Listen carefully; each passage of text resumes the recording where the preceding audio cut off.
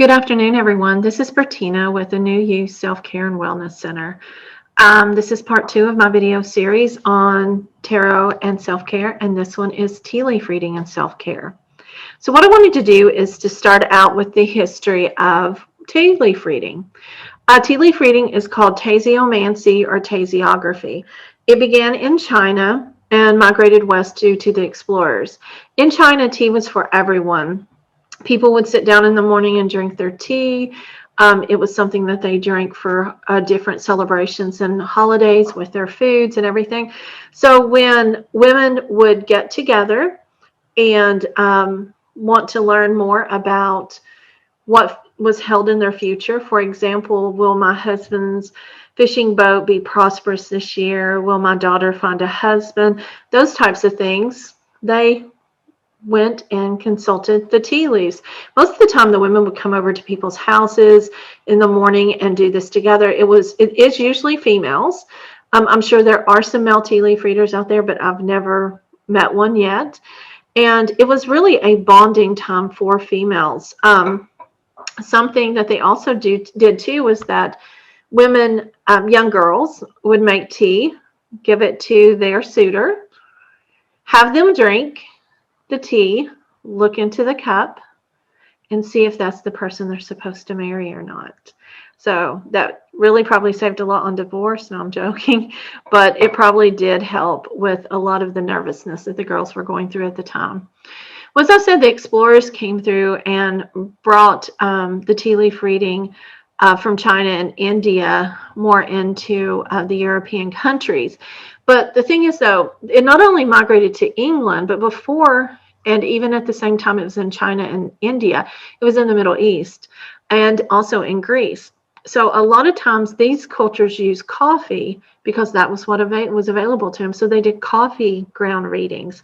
So a lot of times you will see where people, especially Romney groups, Romanians, people from Romania, they're not called gypsies. Gypsies is a derogatory term for them, but a lot of times we do hear that in society. So to give you a point of reference, the Romney groups where culture was the one where they used coffee grounds, and then later as they migrated to England, they used tea leaves.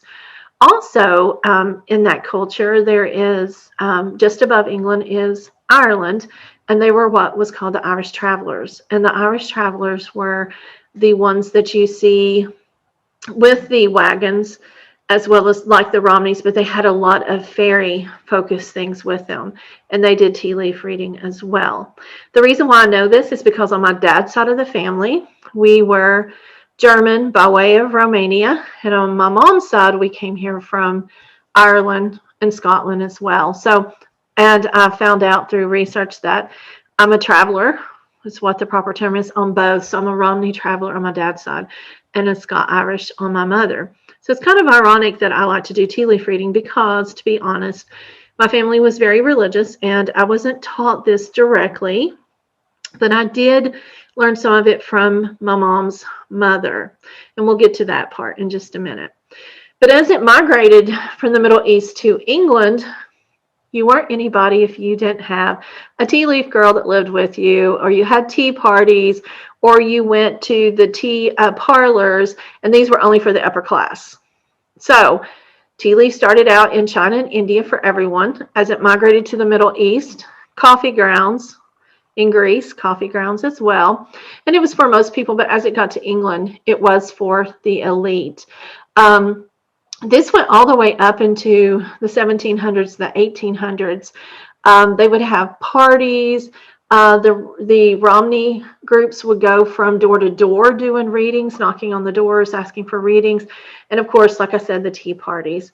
Well, it moved to the United States in the 1800s, and there was 2 areas in which it moved. One was the affluent city areas, which New York and Boston, we think about the Boston Tea Party and places like that, and it was for the affluent people. But then it also moved to where my lineage came from, was Appalachia. I was born in Eastern Kentucky, and you hear of these old mountain women or these granny witches or whatever you want to call them that could do things, use hot toddies to help you feel better or herbs or things like that. that was kind of what my grandmother was. When they took what they knew and what they could grow to help heal, because they were very poor. So I remember my grandmother giving me like a hot toddy, and it was in tea. And especially when I had toothaches, she would have me drink it, and she would have me rub the tea on my gums or on my tooth, and the swelling went away. Well, tea is a medicinal herb. It does help swelling. It does pull out infection. It does help you feel better. So a lot of times they would look at the tea grounds afterwards, or the tea leaves afterwards, and say, my grandmother would do this, you're eating too much candy, things like that. The cup tells me you're eating too much candy. But I remember people coming over and talking to her and getting advice and things like that. So after that, it really disappeared. It really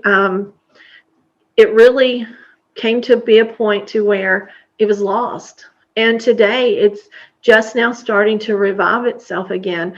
I know how to do this. A girl I know in New Orleans via Nashville, via here in Bowling Green, knows how to do it, and a couple more. But this is really an art that most people is just lost today. So what it is that we look into the cup, we look at how the tea leaves fall after you drink the cup, and then we look at patterns and we read it for you. Now let's look at this.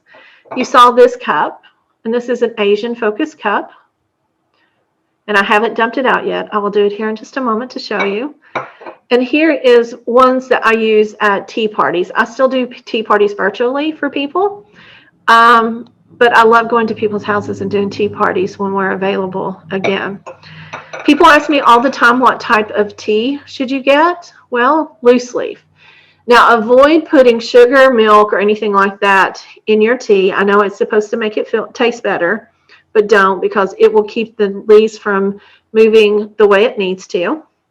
To me, chai tea, which is this, is easier to read.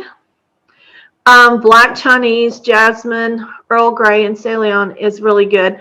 Some people will say not to have tea that has flowers in it, but I love this. This is hibiscus. This is really good for Valentine's Day when I did readings, and I'll show you why in just a moment. You can go to, this is citrus lavender even. You can go to Myers and buy these, and when you open them up, this one hasn't been opened. There's little bags in here, and you can just cut them up. Cut them open, and it's just fun. You do, if you're not used to like twigs or flowers, if you want a very clean read, make sure you stay with chai or jasmine or Earl Grey. Now the types of cups should have like this has a white background and this has clear, because if you get different colors, then it makes it really hard to see. So what can you do with self-care with this? Well, get up in the morning, drink a cup of tea or a cup of coffee. Make sure that you don't have a strainer in it, that you have the loose leaves or loose coffee grounds. As you're drinking your coffee, think about how you want your day to be. I'm going to do a shameless plug, my tea leaf reading journal. Begin by just kind of glancing, writing down what you see, writing down what you feel like they mean. So how do you know how to do that? Well, we're going to get to it. Okay. So some people will say that you need a saucer to read. Some people will say not. I am going to do without a saucer just because it makes less mess. So what you do is you have the person drink the tea. And some people will say you don't want them to drink the tea leaves. I like to know if they drink the tea leaves or not, because that tells me if they can speak their mind, if they have a voice. If they have tea going into their throat chakra, that means that they need to heal that throat chakra. Remember, tea is a medicinal herb. They need to heal that throat chakra and find their voice, how to stand up for themselves, how to say what they need to say appropriately. Maybe they're a little aggressive, maybe calm it down. But other people will go, oh no, don't have them drink the leaves. I tell them to drink naturally, because if they're so focused on not drinking the leaves, then they're not focused on the question. Now, the question usually needs to be something very simple, because tea leaf reading talks about what is in your energy now in a few days, maybe even a few weeks. It's not long like tarot cards. Tarot cards, you can do readings all the way up for a year. But now I can do tea leaf reading up to a year, supplementing with tarot cards. But if you're just using teacups, it's kind of here now. Okay? So you drink and pretend like I am what's called the querent, the questioner. I will tell you to stir with my non-dominant hand, hold it over, and dump.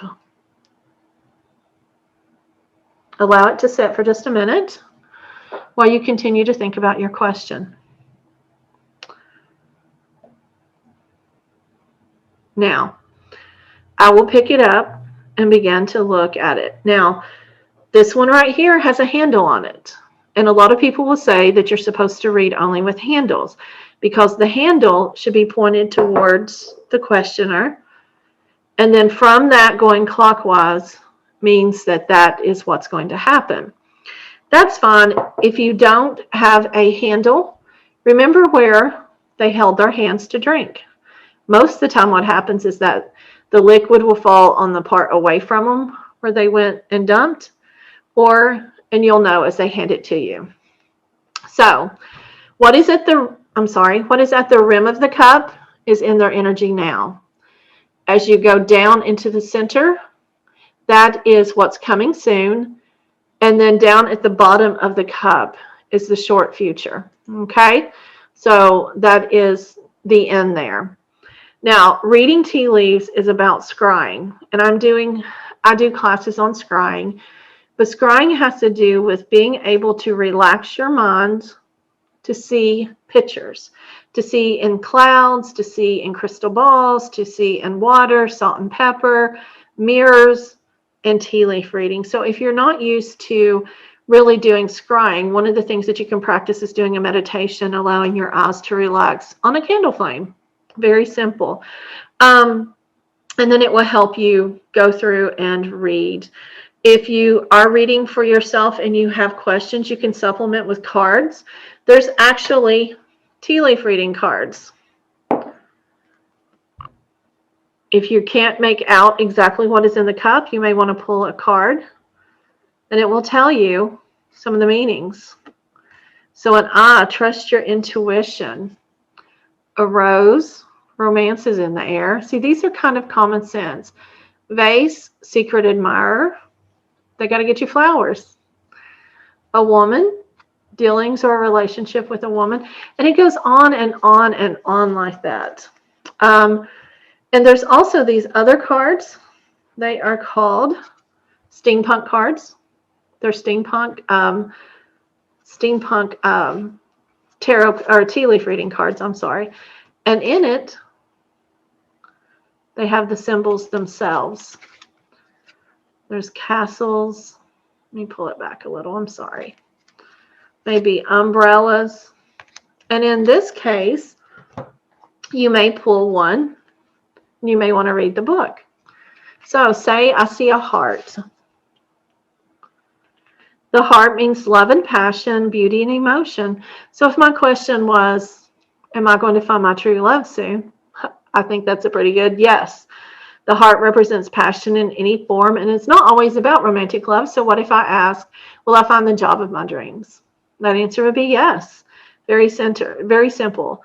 The heart is gratitude and appreciation. And it also talks about not allowing your emotions to override your financial issues.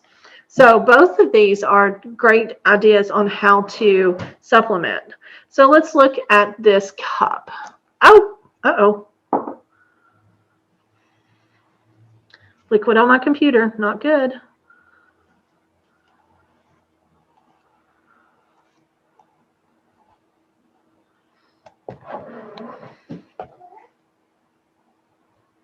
One more second, I'm sorry.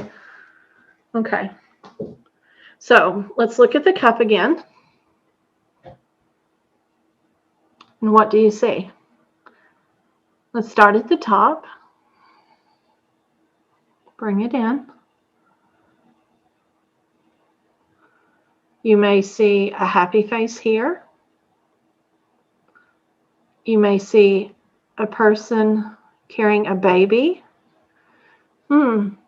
That may possibly have something to do with children, maybe possibly becoming pregnant.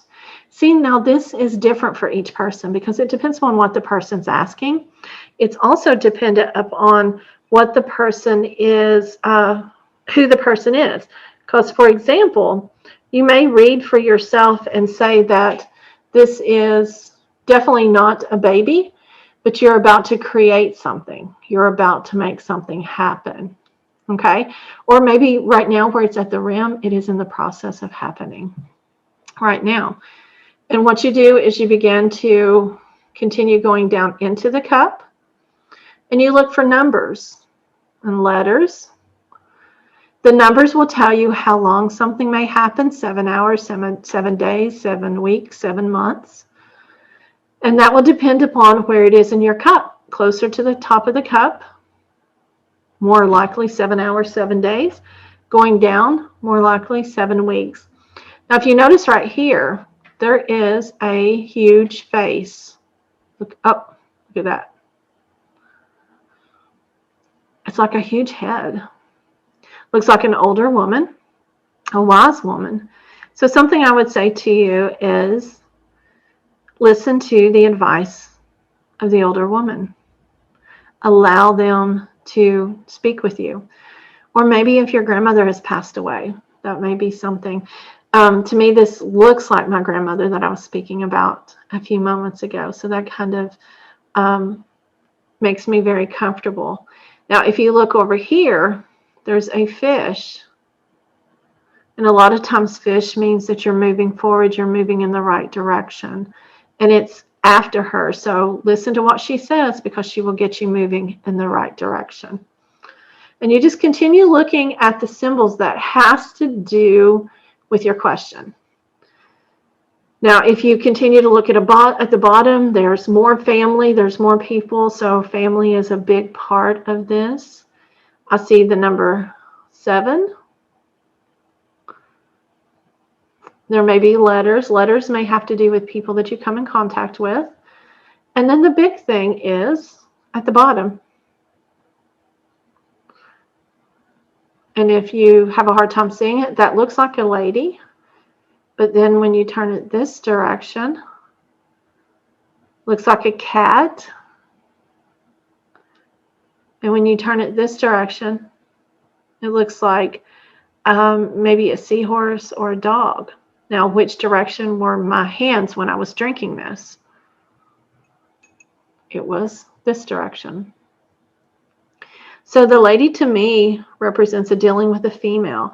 Now, maybe if I was asking about a promotion, being very strong, being very, be very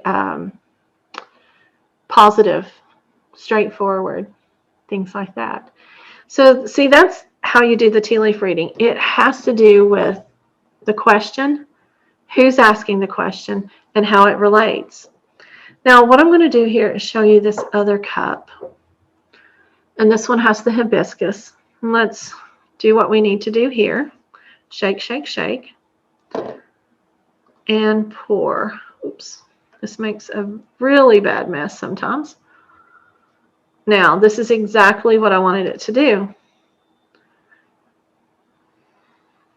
I should not have come over here without a towel. This is the messiest divination thing that you can do. So you always want to have a towel or something around.